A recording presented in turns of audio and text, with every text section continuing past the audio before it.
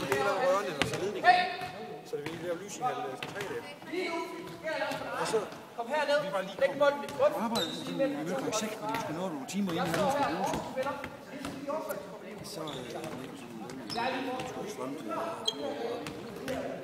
og så stod vi helt op og sagde, Ole, kan vi ikke have køren på Østerlæs, når det er oppe på top? Kan du glemme alt dem?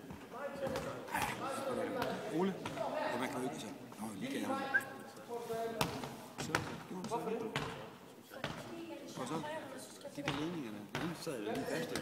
Så jeg gjorde lige stod op på toppen. Helt op under handen.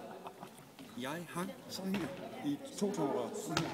Og Andersen hang sådan her, og så ude i siden, der hang han på det andet 2-tomrør, sådan her. Der hang han sådan her, hvor der 8 meter ned. Der hang sådan lige op. Og så stillaset, der var væltet over i væggen, sådan her. Så det stod sådan herovre. Så jeg stod bare.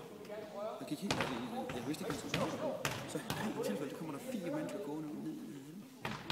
Så kunne de 4 mennesker så få læse op, og så kører det op under og sådan. Og kom lige ud. Hvorfor skal lige komme 4? Hvad? Ja, hvorfor skal lige komme 4 mennesker? Ja, ikke også. Altså. Men så kom det så.